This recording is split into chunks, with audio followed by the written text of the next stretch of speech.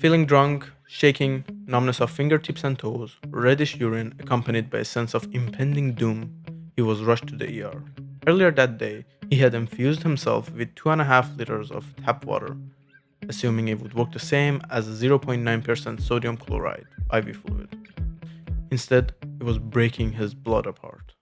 He was eating dinner with his family. Nothing seemed to be wrong and he was rather healthy. But then, about 8 hours later, things would take a turn as he developed nausea, vomiting, and diarrhea. Whether it was food poisoning or a viral stomach bug, he started getting dehydrated. So he made a decision, a good one at this time, and tried to rehydrate his body by drinking fluid. But it would soon be clear that he cannot keep these fluids down and just vomits them out right away.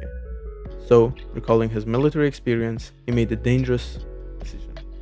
At home, he had an old 500 milliliter bag of normal saline, 0.9% sodium chloride, and he decided to infuse it to himself. After that, he made a disastrous choice.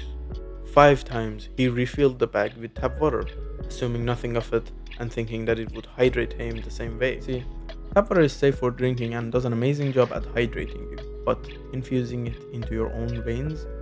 Not a good idea. Why, you might be thinking? Isn't it for hydrating you the same way that they do and they infuse it into your veins at the hospital with those bags? Well, no, that is not tap water. That is not at all. And there are several reasons as to why this is extremely dangerous for your body. Let's go through some of them. Firstly, tap water is hypotonic. Hypo meaning below or less than normal, and tonic meaning tension or fluid concentration. In simple terms, in this scenario, we mean that the concentration of the particles in this water is less than the concentration of particles in our blood plasma, the liquid surrounding our blood cells. Now, why is that a problem? Because water moves towards the side with the higher effective solute concentration. If one environment has more osmotic particles per volume, water goes in there. So when you inject tap water into your veins, the fluid inside your red blood cell has a higher concentration of dissolved particles than the tap water around them. So this causes the water to enter your red blood cells and cause them to slowly swell and eventually pop like a balloon, releasing their contents into your bloodstream. Why doesn't this happen with normal saline? Because one of the main osmotic particles in the plasma is sodium chloride, or salt as you might know it, which in normal saline has a 0.9% concentration compared to tap water, which has almost none, which is close enough to its concentration in the plasma. Therefore, the water doesn't want to rapidly move into the cells and cause them to pop. Secondly, once the red blood cells burst, their hemoglobin spills into the plasma. What is hemoglobin? Hemoglobin is the red part of the red blood cells in your body, which carries oxygen and carbon dioxide, and in cases of toxicity, sometimes carbon monoxide, which you might have heard of.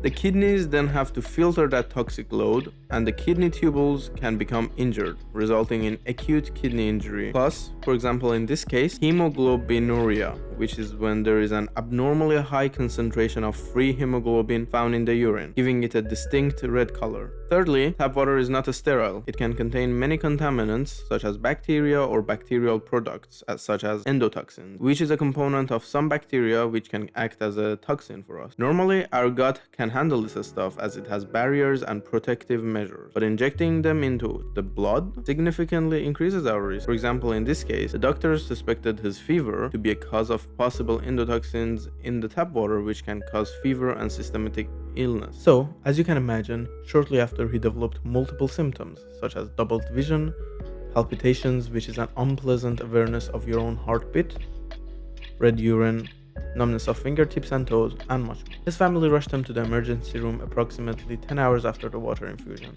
He had a fever, mild abdominal pain, and a slightly increased blood pressure. Other than that, his vitals were surprisingly good. That is until the results of his blood test came. The blood test confirmed what the doctors feared.